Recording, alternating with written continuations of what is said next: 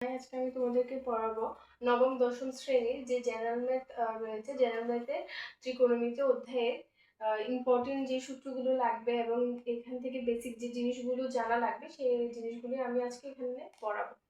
তো ফার্স্ট আমরা শুরু করলে sin θ =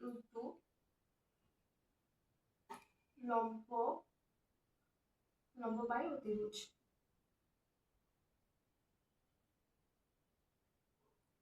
তো এখানে লম্ব কি সেটা আমাদের জানতে হবে। তো আমরা যদি একটি ত্রিভুজ আঁকাই তাহলে এখানে এই পাশটা হচ্ছে লম্ব, এই পাশটা হচ্ছে অতিভুজ এবং এই পাশটা হচ্ছে ভূমি।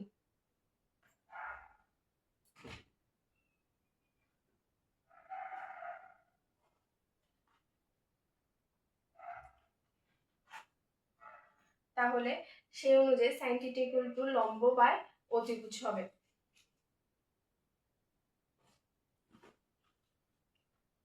এরপর হচ্ছে cos θ = ভূমি ডিভাইডেড বাই অতিভুজ।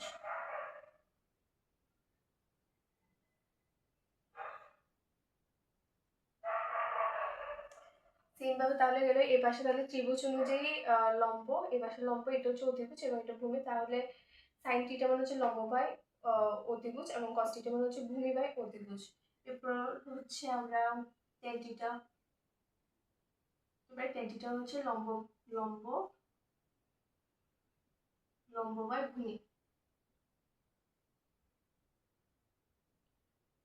এরপর tan θ উল্টাটা যদি আমরা বলি তাহলে cos θ ইকুয়াল টু একটা উল্টাটা হয়ে যাবে ভূমি ডিভাইডেড বাই লম্ব।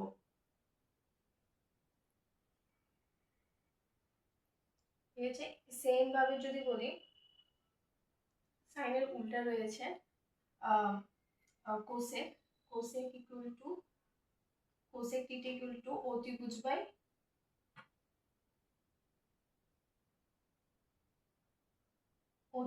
লম্ব।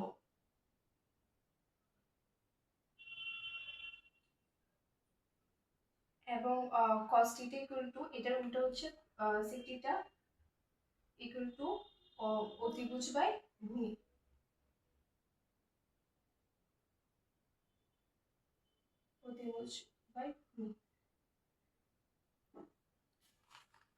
তাহলে এক্ষেত্রে আমরা তো জানলাম কিভাবে করে কোনটা কি, এখানে স্পষ্টভাবে জানতে হবে কোনটা লম্ব বোঝাচ্ছে অতিভুজ, এগুলো জানতে হবে। সেক্ষেত্রে এখান থেকে এমসিকিউ চলে আসতে পারে ছোটখাটো। সেক্ষেত্রে যদি বলা থাকে ধরো sin θ ইকুয়াল টু 3/4, 3/4 হলে এখানে বলতে পারে sin θ 3/4 দেওয়া আছে বা সেক্ষেত্রে অতিভুজ কি, অতিভুজ তো দেওয়া আছে, তাহলে ভূমি কি হবে বা কত। তাহলে এক্ষেত্রে বোঝা যাচ্ছে আমরা জানি sin θ ইকুয়াল টু লম্ব বাই অতিভুজ। তাহলে এটা হচ্ছে লম্ব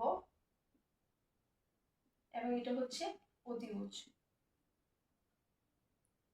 এবং পিথাগোরাসের সূত্র অনুযায়ী আমরা এখানে পিথাগোরাসের সূত্র রয়েছে লম্ব স্কয়ার যোগ ভূমি স্কয়ার ইকুয়াল টু অতিভুজ স্কয়ার। আমরা সূত্র জানি, এই সূত্রটা মনে রাখতে হবে, লম্ব স্কয়ার প্লাস ভূমি স্কয়ার ইকুয়াল টু অতিভুজ স্কয়ার।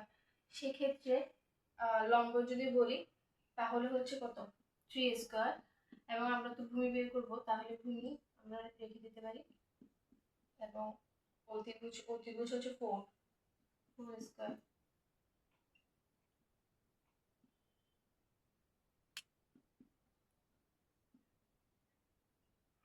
তাহলে আমরা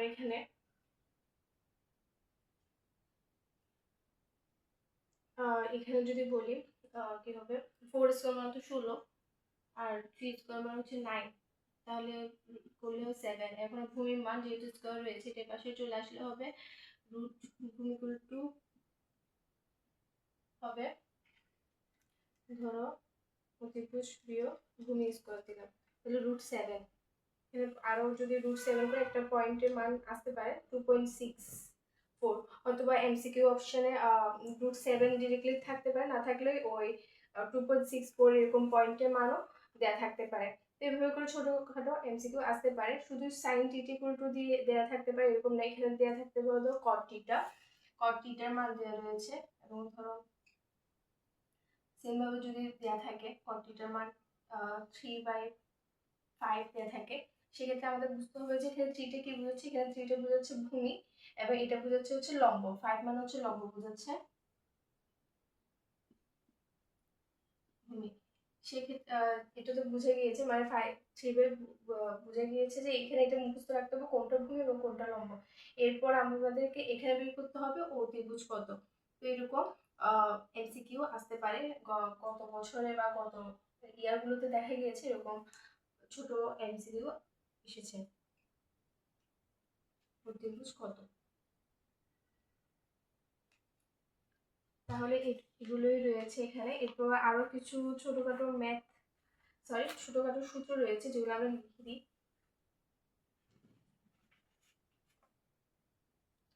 এরপর যে সূত্রগুলো রয়েছে ওগুলো অন্য ক্লাসে লিখে দেবে, এবং আরো কিছু জানার জিনিস এখানে রয়েছে।